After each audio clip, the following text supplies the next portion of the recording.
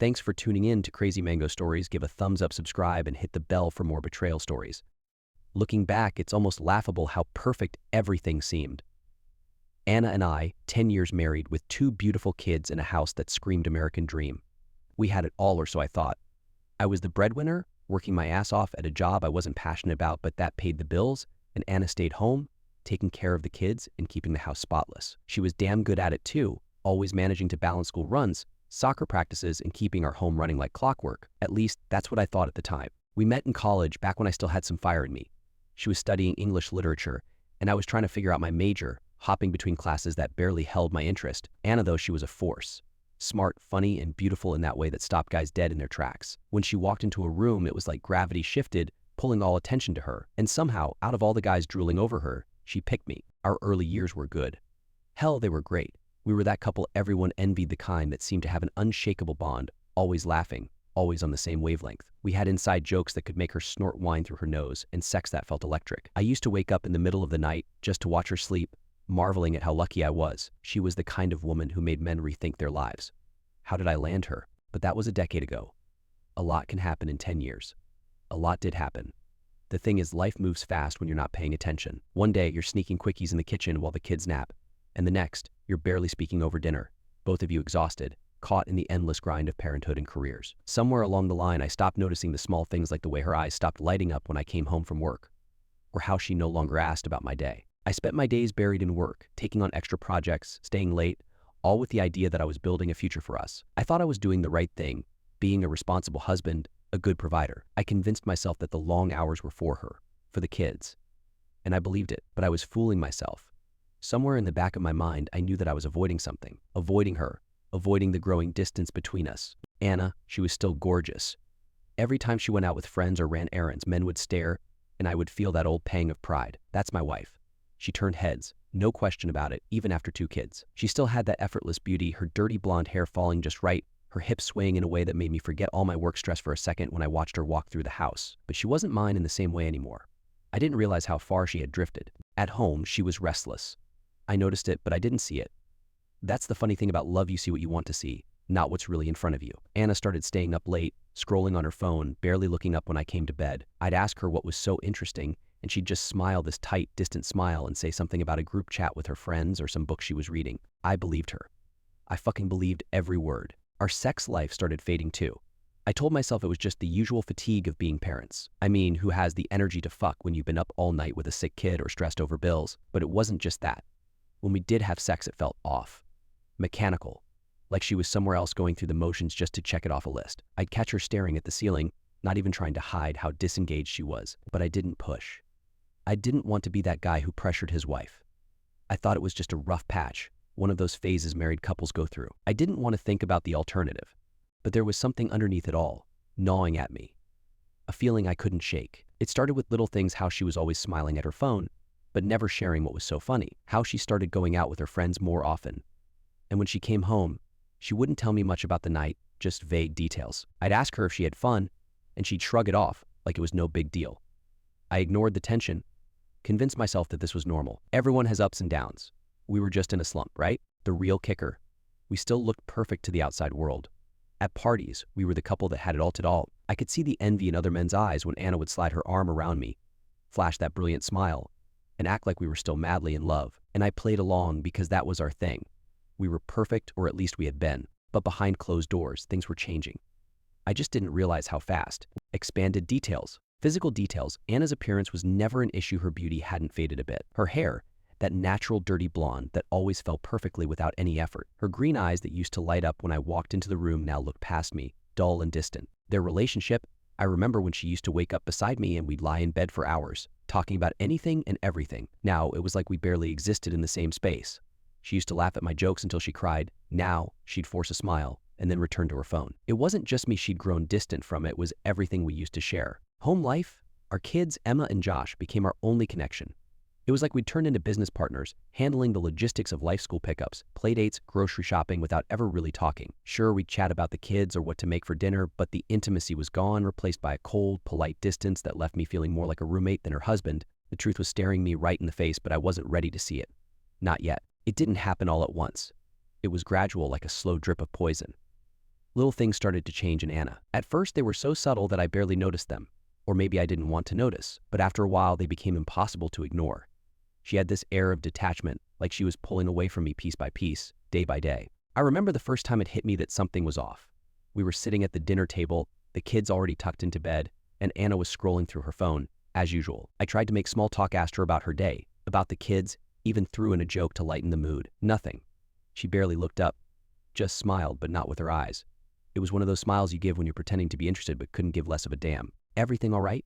I asked, trying to keep my voice casual, though my gut was already starting to twist. "Yeah, why?" she replied, eyes still glued to her screen. I shrugged it off, telling myself it was just stress. Maybe she was tired. Maybe I was overthinking. But that feeling, that gnawing sense of something not being right, it didn't leave me. It stayed, growing louder with each passing day. She started going out more often, girls' nights, she called them. At first, I didn't mind. I mean, she deserved to have fun, right? Being a stay-at-home mom is exhausting, and I figured she needed a break. But it wasn't the fact that she was going out. It was how she'd come back.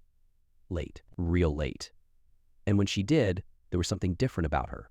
I could smell the faint hint of perfume, but it wasn't hers. Anna always wore this floral scent that clung to her skin like a second layer. This was different, sharper, muskier, like she'd been wrapped in someone else's scent. Then there was the phone. She was always on it, even more than usual. I'd catch her smiling at messages she never shared with me, and when I asked who she was texting, she'd brush me off with a casual "just the girls." She'd laugh, but it wasn't the kind of laugh that reached her eyes. It felt fake, forced. The way her eyes would dart away from mine, like she couldn't look me in the eye, it was the smallest thing, but it sent chills down my spine. I tried not to jump to conclusions. God knows I wanted to trust her. We'd been through so much together. She was my wife, the mother of my kids. But fuck, the signs were there. I just didn't want to see them. Our sex life was the real red flag. We used to be passionate, really fucking passionate. Even after the kids, we found ways to keep things exciting. But now it felt like a chore. Like something she had to endure rather than enjoy. She'd lie there barely touching me, her mind a million miles away. It wasn't that she said no, it was that she wasn't there. I might as well have been a stranger. Every time we had sex, it felt like I was the only one in the room. Though I can't count the number of nights I lay awake next to her, staring at the ceiling, wondering where it all went wrong, wondering what I had done, or more likely, what I hadn't done. Because that's what it boiled down to, right? It wasn't enough. I wasn't giving her what she needed. There were moments when I'd think back to how we used to be. The way she'd look at me with that playful sparkle in her eye, how she'd steal kisses in the kitchen, how she'd slip into bed wearing nothing but that mischievous smile. That was gone. Vanished like a fucking mirage. Now she'd fall asleep facing the other way, wrapped in a cocoon of blankets, her body as far from mine as possible. One night, after yet another mechanical fuck, I finally asked her, "Are you happy, Anna?" She was quiet for a long time. So long that I wasn't sure she'd heard me. But then she rolled over, her back still turned to me. "Yeah, I guess so. I guess so." That was her answer. I wanted to shake her, to scream, "What the hell happened to us?" But I didn't. I just lay there staring at her back, feeling the weight of her words crush me. Then came the excuses. She started finding reasons to be away from me, more often taking the kids out on weekends, running errands that seemed to last twice as long as they should. She'd tell me she needed to clear her head, that she was feeling overwhelmed. I didn't push. I didn't want to be the asshole husband who suffocated her. But deep down, I knew something was wrong. I began to notice the little lies. Things that didn't add up. She'd say she was with her friends, but when I'd ask them, they'd casually mention that Anna left early or didn't come at all. It was subtle, but enough to plant the seed of doubt in my mind. I wanted to believe her. I needed to believe her. But I wasn't stupid. I couldn't ignore the signs any longer. And then there was the name. Eric. It was late one night when I saw it, just a quick glance at her phone as it lit up on the couch next to her. A message from someone named Eric. My heart skipped a beat, but I swallowed it down, telling myself it was probably just someone from work, or maybe a friend of a friend. But the way she quickly swiped the notification away, her fingers moving a little too fast, set off every alarm bell in my head. So I didn't say anything that night. I didn't even ask, but the seed had been planted, and from that moment on, every glance at her phone, every time she laughed at a message she wouldn't show me, every late night out with her friends, it all felt like confirmation that I was losing her. It was like I was watching her slip away, and I didn't know how to stop it. The night I found out, the world fucking collapsed. I was lying in bed, wide awake again, staring at the ceiling while Anna sat next to me, scrolling through her phone. It had become her nightly ritual, head down, eyes glued to the screen, tapping out messages while I lay next to her like I didn't even exist. My mind was spinning with doubts, questions I couldn't get answers to. I'd been trying to push the thoughts away for weeks, but it was no use. The suspicion was eating me alive. That night was different, though. It felt heavier, like the air in the room had thickened. trapping me in this suffocating bubble of dread. I didn't want to confront her. I didn't want to know. But the phone, it was right there, lit up, her fingers moving faster than usual, and all I could think about was who she was texting. I lay there, pretending to be asleep, every muscle in my body tense as I watched her out of the corner of my eye. She was smiling at something on her phone, her face glowing in the dim light. My heart was racing, my palms sweaty, and before I could stop myself, I made up my mind. The second she put the phone down and got up to take a shower, I was going to check it. Minutes felt like hours as I waited for her to leave the room. Finally, she stood up, stretching before heading to the bathroom. I heard the water turn on, and that was my cue. My heart pounded in my chest as I reached over, grabbing her phone from the nightstand. My hands were shaking so badly I could barely unlock the damn thing. The passcode, still the same. She hadn't even bothered to change it. My stomach lurched as the screen unlocked, and there it was, the conversation. Her and him, Eric. My head swam as I read the texts, each word slicing through me like a fucking knife. "I miss you already," he'd written. "Last night was incredible," she replied, followed by a string of emojis that made me want to throw the phone across the room. I kept scrolling, my breath coming in short, ragged gasps as I read more. They'd been meeting up regularly, sneaking around behind my back for months. With every lie she'd told me, every time she'd said she was out with friends or just needed some space, she was with him. They'd fucked in hotel rooms, in his car, maybe even in our goddamn house. I felt like I was going to be sick. "I can't wait to see you again," he wrote in another message. "Next time we'll have to be more careful." Careful? Careful? The fucking gall of it. Like they were two high school kids sneaking around behind the principal's back, giggling at how clever they were. My hands shook as I scrolled further, unable to stop myself from reading every filthy word. The texts were explicit, detailed, talking about things they'd done, things I'd never even imagined she would do. With him, she was someone else entirely. The water was still running in the bathroom, but I couldn't sit there anymore. I dropped the phone, my stomach twisting in knots as I stumbled downstairs. My head felt like it was about to explode. My legs barely carried me to the kitchen, where I leaned against the counter, staring at the fridge but not really seeing anything. How the hell had this happened? How had I missed all the signs? I trusted her. I'd fucking trusted her. And all the while, she was screwing some other guy behind my back, acting like everything was normal. The weight of it all pressed down on my chest, making it hard to breathe. I stood there in the kitchen, trying to piece together how long it had been going on. How many nights had she lied to my face, smiling at me like nothing was wrong while she was texting him? How many times had I kissed her goodbye, clueless that she was already thinking about seeing him? The worst part wasn't even the sex, though that was bad enough. It was the betrayal, the lies. The fact that she had let me believe we were still in this together when she'd already checked out. I heard the water shut off upstairs, and for a moment, I didn't know what to do. Part of me wanted to confront her right then and there, throw the phone in her face and demand answers. But another part of me, the part that was still in shock, just wanted to disappear, to walk out the door and never look back. The stairs creaked as she came down, humming softly to herself like nothing had happened. She didn't know yet. She didn't know that everything was about to fall apart. When she walked into the kitchen, she froze. I was standing there, gripping the counter so hard my knuckles were white. She took one look at me and knew something was wrong. "David," she asked, her voice soft, hesitant. "What's going on?" I didn't answer right away. I couldn't. I was too busy trying to keep the rage inside from boiling over. My eyes locked onto hers, and I could see the moment she realized. Her face paled, her hand reaching instinctively for her phone, which wasn't in her pocket. "Who the fuck is Eric?" I finally spat, the words coming out like venom. Her face went from confusion to sheer panic in an instant. She opened her mouth to speak, but no sound came out. Her eyes darted to the counter where her phone still sat, screen now dark but filled with the evidence of her betrayal. She reached for it, but I slammed my hand down on the counter, stopping her. "Don't," I growled, my voice low and threatening. "Just don't." She stared at me, her lower lip trembling. "David, I saw the messages. Anna." My voice cracked, but I didn't care. The anger and hurt were boiling over, bubbling up to the surface. I read everything. For a split second, I saw something flash in her eyes, fear, maybe guilt. But it wasn't enough. It wasn't enough to make up for the months of lies, the months of sneaking around behind my back. She tried to reach for me, her eyes filling with tears. But I stepped back, my hands shaking with a rage I'd never felt before. "Don't fucking touch me," I snapped, my voice rising.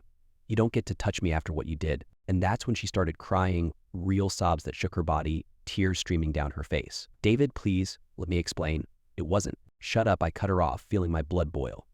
"Don't you fucking dare try to explain this away. You were fucking him, Anna. Don't lie to me now. Just fucking admit it." She stood there, sobbing, unable to speak. And in that moment, I realized just how deep the betrayal went. This wasn't just a mistake. This wasn't just one bad night. This was months of her lying to me, months of her choosing him over our family, over our life. And I didn't know if I could ever forgive her for it. The room felt too small for both of us. Every breath I took felt like fire in my chest, and Anna's sobs were only fueling the rage that had been festering inside me. She stood there, her face red and blotchy, the towel still loosely hanging from her damp body, looking at me with wide, desperate eyes. But I wasn't seeing the woman I married. I was seeing a liar. A fucking traitor. "David, I'm sorry," she choked out between sobs, taking a step toward me, her hands trembling. "Please, just sorry." I cut her off, my voice louder than I intended, echoing off the walls. I could hear myself, could feel the anger dripping from every word, but I didn't care. "You think sorry is gonna fix this? You think sorry is enough for fucking another man behind my back?" She flinched, like I'd slapped her, but I didn't let up. I couldn't. I was too far gone. "How long, Anna?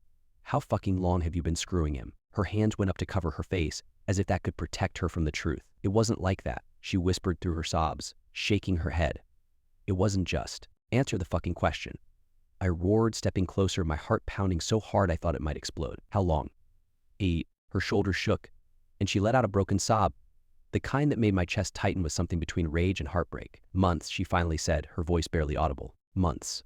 I felt the air rush out of my lungs like someone had sucker punched me in the gut. I stood there, staring at her, not recognizing the woman in front of me. Months. All those nights she'd told me she was going out with friends. All the time she'd kissed me goodbye with those same lips she'd used to kiss him. "You're unbelievable," I muttered, shaking my head in disbelief. All this time, all these lies. And for what? For him? For some piece of shit named Eric? She collapsed onto the couch, her head in her hands, sobbing uncontrollably. "I didn't mean for it to happen, David. I swear I didn't." She gasped for breath. It just happened. I felt so alone. I didn't know what else to do. I let out a bitter laugh, a sound so hollow it felt foreign coming from my own mouth. "Alone?" I repeated, incredulous. "You felt alone? You're telling me you fucked him because you were lonely?" She looked up at me, her face streaked with tears, nodding helplessly. "You were never home. You were always working, always tired. I felt like you didn't see me anymore, like I didn't matter." "Are you fucking serious right now?" I barked, the anger surging back through me like a tidal wave. "I was working to take care of you, to take care of this family. Everything I did, every late night, every hour I spent at the office, it was for you, for us." "I know," she whimpered, wiping her face with the back of her hand. "I know, but it wasn't enough, David. You weren't here. You don't understand how hard it was, feeling like I was living with a stranger." I stared at her, the woman who had once been everything to me, and all I felt was disgust. "So your solution was to spread your legs for some random guy? That's how you handled it. You cheated, Anna. You betrayed me. You betrayed us, our family." Her sobs grew louder, her shoulders shaking as she crumpled into herself, but it didn't stir any pity in me. I couldn't feel sympathy.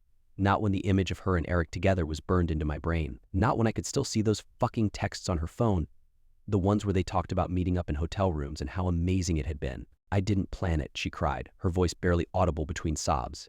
It just happened. We started talking. And I don't know, I felt like he understood me. Like he saw me. He saw you."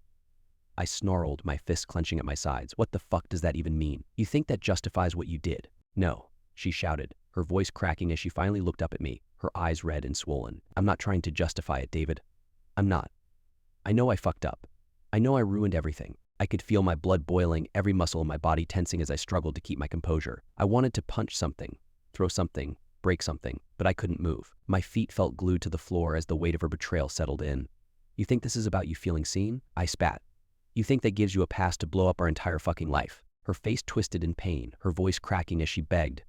"I never wanted to hurt you, David. I love you." Those words were like a slap in the face, making me recoil in disgust. "Love," I repeated, shaking my head. "You don't love me, Anna. You don't fucking know what love is. If you loved me, you wouldn't have done this. You wouldn't have destroyed us." "I do love you," she whispered, her voice breaking as she reached out toward me, desperate. "I do." "I don't fucking touch me," I hissed, stepping back like her hand was poison. "Don't you dare." Her hand dropped, and she sobbed harder, the reality of the situation sinking in. But I didn't feel sorry for her. I didn't feel anything for her at that moment except fury and disgust. "Do the kids know?" I asked, my voice cold and detached, as if I were asking about the weather. She shook her head frantically, her eyes wide with fear. "No, of course not. They don't know anything." I nodded slowly, my mind racing with all the things I hadn't yet processed. The kids, how the fuck was I going to tell them? How was I supposed to explain that their mother had torn our family apart? "We're done, Anna," I said finally, my voice barely above a whisper, but firm. "Do you understand that? We are fucking done." Her eyes widened, and she looked like she might collapse from the weight of it all. "No, David, please. Don't say that. We can fix this. We can." "Fix it?" I laughed bitterly, my voice harsh and unrecognizable. "There's no fixing this. You fucked him, Anna. There's no coming back from that. She tried to stand, stumbling toward me with desperation in her eyes, but I held up my hand, stopping her. I'm sleeping in the guest room tonight. Don't fucking talk to me. Don't even look at me. I turned and left her there, sobbing on the couch, the sound of her crying echoing behind me like a soundtrack to the end of everything we once had. Upstairs, I locked myself in the guest room and collapsed onto the bed, staring at the ceiling as my mind replayed everything over and over again. The text, the lies, the betrayal. I didn't sleep that night. How could I? I was too busy trying to figure out how the fuck I was supposed to pick up the pieces of my shattered life. The days that followed felt like living in a goddamn war zone. Our house, the place where we'd once laughed and raised our kids, became nothing more than a battleground for silence and resentment. I moved into the guest room the night of the confrontation and never left. The thought of being near her, of even touching her, made my skin crawl. Anna and I barely spoke after that night. When we did, it was out of necessity, discussing the kids, pretending to be civil, as if everything wasn't collapsing around us. The tension between us was unbearable. It felt like there was a wall of ice between us, so thick that nothing could penetrate it. We lived like strangers under the same roof, her in our bedroom, me in the guest room, separated by a hallway but worlds apart. The worst part was that I couldn't stop picturing it. Every time I closed my eyes, I saw her with him. I saw the messages, the way she'd smiled at her phone like a fucking teenager in love. I saw them in bed together, her doing things with him that she hadn't done with me in months. I couldn't eat. I couldn't sleep. I could barely function at work. Everything was just poisoned by what she'd done. She tried, I'll give her that. She made efforts, pathetic as they were. Little things like cooking dinner or offering to talk, but every time she'd open her mouth, all I could think about was the lies that had spilled from those same lips. Her apologies felt hollow, like she was going through the motions, trying to piece together a broken mirror that would never reflect us the same way again. One morning, about a week after the confrontation, she finally cornered me in the kitchen. I was standing there, drinking my coffee, trying to drown out the chaos in my head when she walked in. Her eyes were swollen, red-rimmed from what I assumed was another night of crying. Part of me wanted to care. Part of me wanted to feel something for her pain. But I didn't. All I felt was cold. "David, we need to talk," she said softly, her voice barely above a whisper, as if speaking any louder would shatter the fragile silence between us. I didn't look at her. I couldn't. I kept my eyes on the floor, my hand gripping the mug like it was the only thing keeping me grounded. "I'm sorry," she continued, her voice trembling. "I know you don't want to hear that, but I am. I didn't mean for this to happen. I never wanted to hurt you." I laughed, the sound bitter and harsh, echoing off the kitchen walls. "Didn't want to hurt me. You've been fucking another man for months, Anna. Months. How the hell do you think that wouldn't hurt me?" She flinched, taking a shaky breath. I know I fucked up. I know I ruined everything, but we have to try, David. For the kids, if nothing else. The kids." She was always using the kids as a shield, as if invoking their names would somehow make everything better, but it didn't. It just made it worse. "Don't bring the kids into this," I snapped, finally looking up at her. "This is about you and what you did. This is about the fact that you destroyed everything we built." She bit her lip, fresh tears welling in her eyes, but I didn't soften. "I couldn't. I know you hate me," she whispered, her voice cracking. "But I still love you, David. I do. Love." There was that word again, the one she kept throwing at me like it was supposed to mean something. "You don't love me," I said coldly. "You can't love someone and do what you did." She reached out, her hand trembling, but I stepped back, the distance between us growing even wider. "Don't," I warned. "Don't fucking touch me." Her hand fell to her side, her shoulders slumping in defeat. "I miss you," she said, her voice so quiet I almost didn't hear her. "I miss us." There was a time when those words would have wrecked me, would have made me want to reach out and hold her, comfort her. But that time had passed. "I miss us too," I admitted, my voice flat. "But we don't exist anymore, Anna. You made sure of that." She broke then, her sobs filling the room, but I couldn't stand to watch. I couldn't stand to see her cry, because deep down I knew that part of me still wanted to fix this. Part of me wanted to make everything go back to how it was. But that wasn't possible. She'd taken a hammer to our life and shattered it beyond repair. I left her there, crying in the kitchen, and went upstairs to the guest room. My sanctuary, the one place in the house where I could close the door and pretend none of this was happening. But even there, I couldn't escape. I'd lie awake at night, the image of her and Eric burning in my mind like a bad fucking movie on repeat. I didn't tell anyone at first. I couldn't. What was I supposed to say? "Hey guys, just thought I'd let you know my wife's been fucking some guy named Eric. Anyway, how about that game last night?" No, I kept it to myself, letting it fester inside me, eating away at whatever was left of my sanity. But the kids knew. Maybe not the details, but they could sense something was wrong. Emma, our oldest, started asking questions. She was only 9, but kids are perceptive. She'd come up to me after school, her big blue eyes so much like her mother's filled with worry. "Dad, why are you and Mom fighting?" she asked one afternoon, her voice so small and scared. "How the hell do you explain something like this to your child?" How do you tell your daughter that the woman who kissed her goodnight had been lying to all of us? I couldn't do it. So, I lied. We're just going through a tough time, sweetie, I said, forcing a smile that felt like it might crack my face. But everything's going to be okay. It wasn't going to be okay. Nothing was going to be okay. The weeks dragged on, and the distance between Anna and me grew wider. She tried to talk. She tried to explain. She tried to fix things, but every time she opened her mouth, all I could think about were those fucking texts. The way she talked to him like he was the one who made her feel alive. The way she'd lied to me, over and over again with a smile on her face. I couldn't forgive her. I couldn't forget.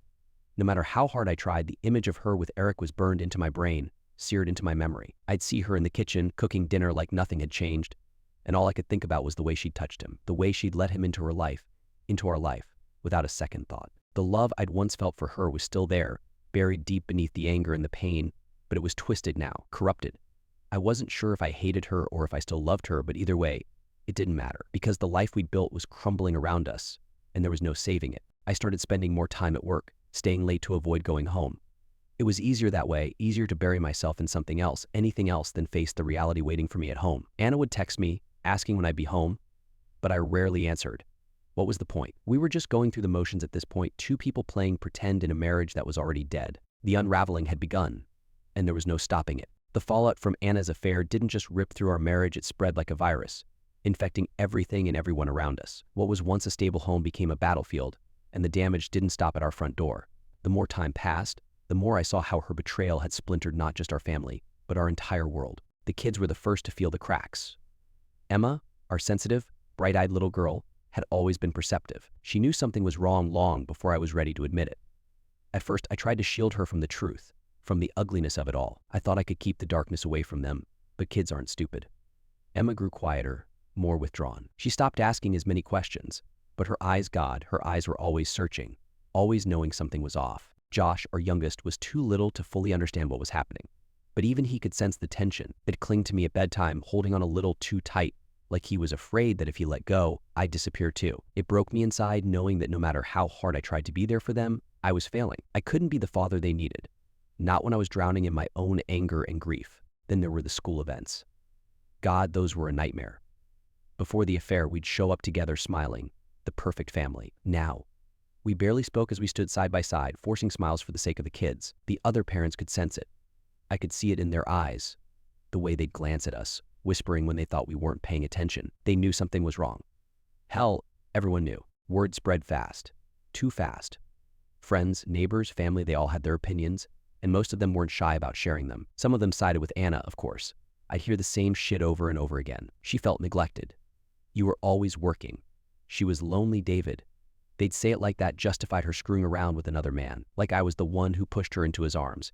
Every time I heard those words, it made my blood boil. But others, they were firmly on my side. People who'd once welcomed Anna into their homes with open arms now looked at her with disgust, like she was some kind of monster. Our social circle started to fracture. Friends who we'd known for years began to distance themselves. It was like they were afraid of catching whatever disease had infected our marriage. Family dinners became unbearable. My parents were livid, especially my mother. She'd never been shy about her opinions, and now she was in full attack mode. Every time we sat down to eat, she'd glare at Anna, barely able to contain her fury. How could you do this to him? To the kids? She'd hiss, her voice dripping with venom. You've destroyed this family. Anna would sit there, tears in her eyes, unable to defend herself. Not that she had a defense. What could she say? That she'd made a mistake. That she was sorry. Sorry wasn't enough. Sorry wouldn't put the pieces of our life back together. Anna's mom, on the other hand, tried to play peacemaker. She'd call me, pleading for me to give Anna another chance. She made a mistake, David. We all make mistakes. You can work through this, she'd say, her voice soft like she was talking to a child. But I wasn't a fucking child, and I sure as hell wasn't going to work through anything with the woman who'd stabbed me in the back. Even Anna's friends started to drift away. Some of them stuck by her, of course the ones who probably knew about the affair long before I did, but others. They couldn't handle the shame of being associated with her. The rumors, the whispers, they spread like wildfire. Suddenly, Anna wasn't the doting wife and mother everyone thought she was. She was the woman who'd cheated, who'd thrown away her family for a thrill. Our once perfect suburban life was crumbling, and there was no escaping it. Every time I left the house, I could feel the eyes on me, the unspoken questions hanging in the air. People wanted to know what had happened. They wanted to hear the juicy details to feed off. It had been months since the night I discovered Anna's betrayal. Months of anger, resentment, and endless arguments that got us nowhere. The house, once filled with laughter and warmth, had become a cold, silent war zone. Every conversation was a landmine waiting to explode. The kids had become quieter, Emma more withdrawn, and Josh, sweet, innocent Josh, had started acting out at school. I knew the end was coming. Hell, I think I'd known it the moment I saw those fucking texts. There was no saving us. We tried therapy. Anna insisted we give it a shot, that we could rebuild, that we owed it to the kids. I went, not because I believed in it, but because part of me wanted to give her one last chance to prove me wrong. Maybe there was a piece of me still clinging to the hope that this was all some kind of bad dream, that we could go back to the way things were. But therapy was a joke. Every session was the same. I'd sit there, seething, while she cried and apologized, saying all the right things, but none of it felt real. It was like she was reading from a script, reciting the words the therapist wanted to hear, hoping it would fix everything. But the truth is, you can't fix something that's already broken beyond repair. After a particularly brutal session where I barely said a word, I came home and stared at the divorce papers that had been sitting on the kitchen counter for weeks. I'd picked them up from the lawyer a while ago, but I hadn't signed them yet. I don't know why I kept putting it off. Maybe I was waiting for some miracle, some sign that things could still work out. But that night, sitting in the kitchen, the weight of everything hit me like a sledgehammer. The life we'd built together, the family, the memories, it was all gone. There was no coming back from this. So I signed the papers. When Anna came home that evening, I was waiting for her. She walked in, looking tired, her eyes still swollen from crying, and froze when she saw the papers on the table. Her face went pale, and for a moment, I thought she might pass out. "David," she whispered, her voice trembling. "What is this?" "It's over, Anna," I said, my voice steady. "I signed the papers." She shook her head, tears welling up in her eyes. No, please. We can still fix this. We can." "There's nothing to fix," I interrupted, feeling a strange calm wash over me. "It's done. We're done." She crumbled then, collapsing onto the chair, sobbing into her hands. "Please, David, don't do this. I'll do anything. We can go back to therapy. I'll change. I swear I'll change." But her words didn't reach me. They were just noise, meaningless now. I had heard it all before. The tears, the apologies, the promises. None of it mattered anymore. I was numb. "I'm moving out next week," I said, standing up from the table. "We'll figure out the custody arrangement for the kids. I don't want to drag them through this any longer than we have to." She looked up at me, her eyes filled with desperation. "David, please," she begged, her voice breaking. "I love you. Don't leave me." I shook my head slowly, meeting her gaze one last time. "If you loved me, Anna, you wouldn't have done this." The words hung in the air like a death sentence. She didn't say anything after that. She just sat there, broken, sobbing quietly as I turned and walked out of the room. The door closed behind me with a soft click, but it felt like the sound of 1,000 doors slamming shut at once. The finality of it hit me hard, but at the same time, it felt like a weight had been lifted off my chest. In the days that followed, we told the kids. It was the hardest thing I've ever had to do. Emma cried, asking why we couldn't just fix it, why we couldn't be a family anymore. I didn't have an answer for her. How do you explain something like this to your children? How do you tell them that their mother tore everything apart? Josh didn't understand. He just clung to me, confused and scared, and it broke my fucking heart. We sold the house, split everything down the middle. I moved into an apartment across town, close enough to see the kids as much as possible, but far enough to put some distance between me and Anna. The divorce went through quickly. Neither of us had the energy to drag it out. I still see the kids regularly. They spend half the week with me, half with her. We do our best to keep things civil for their sake, but the truth is, it's awkward as hell. Every time I see Anna, there's this tension in the air, this unspoken history between us that will never go away. She tries to be friendly, to make small talk when I drop the kids off, but I can barely look at her. Every time I do, I'm reminded of what she did, of the life we lost. As for Anna, I don't know what her life is like now. She still has the kids, still goes through the motions of being a mom, but there's an emptiness in her eyes that was Benjared before. I wonder if she ever thinks about Eric, if she regrets throwing everything away for him. I wonder if she's as haunted by the past as I am. I've tried to move on. I've started dating again, but it's hard. The scars run too deep. Every time I get close to someone, I feel that familiar fear creeping in, the fear that they'll hurt me the way Anna did. Trust doesn't come easy anymore. I don't know if it ever will, but despite everything, I'm surviving. I have my kids, and I'm trying to build a new life for myself, piece by piece. Some days are harder than others, but I'm learning to live with the pain. It doesn't go away, not completely, but it fades. Slowly, over time, it fades. And Anna? I don't know. I don't really care anymore. The life we had is over, and the woman I once loved is a stranger to me now. All that's left are the ashes of a marriage that burned too bright and died too fast. In the end, we're all just left picking up the pieces.